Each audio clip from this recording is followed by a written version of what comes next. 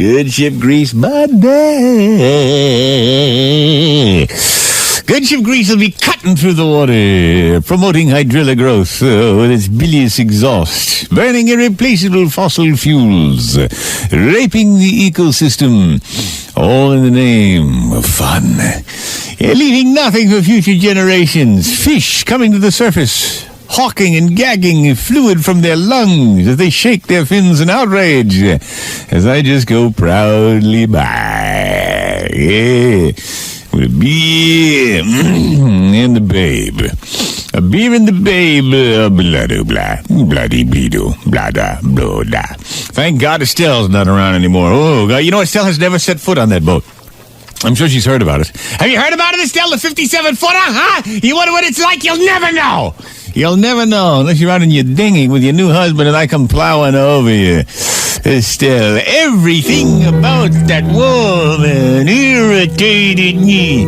You know what really irritated me about her?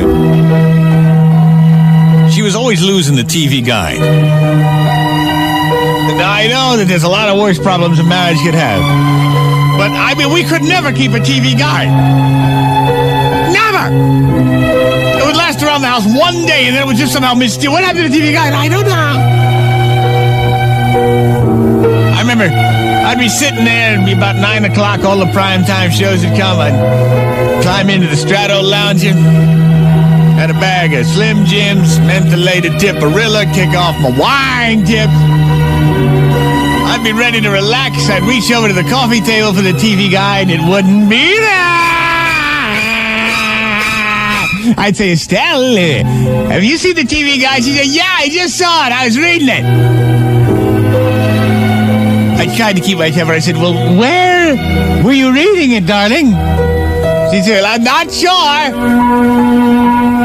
I'd get out of the chair. Now I'm hot already. You know, now I'm hot. I said, Estelle, the TV guide should be by the TV. Okay? Let's get that basic premise established. If you do that, now let's see, where were you reading it? And now I walk all the way up the stairs and I look at the bedroom. Were you reading it in the bedroom? No, apparently not. Were you reading it here in the Florida room? No, apparently not. Was it in the magazine rack? Maybe, because it is a magazine. Maybe it was in the That's too logical for it to be in the magazine rack. No. She said, oh, I know. I think it's in the bathroom. I said, Estelle, is there a TV in the crap? Is there a TV in there? She said, well, no. I said, well, then why is the TV guide in there, huh? Why?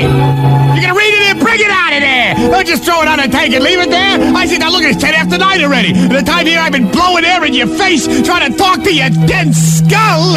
I'm missing a TV show I want to watch. Now my attitude is wrong here, Estelle. Now my attitude. I said, give me that TV guide. I walked in the car, grabbed that TV guide. Then I walked downstairs to the basement and I took up my staple gun. Got one of them heavy duty. I mean, I could nail staples in the concrete with this thing. And I took it out of the side of it. I said, Estelle, the TV guide stays on the TV. And I took a big hunk of the TV guide and wham!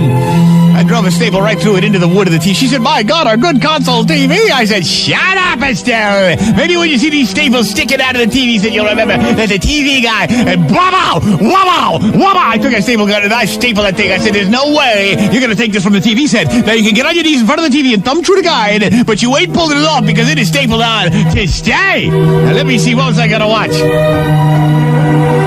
I looked at the TV guide, I said, wait a minute, Estelle.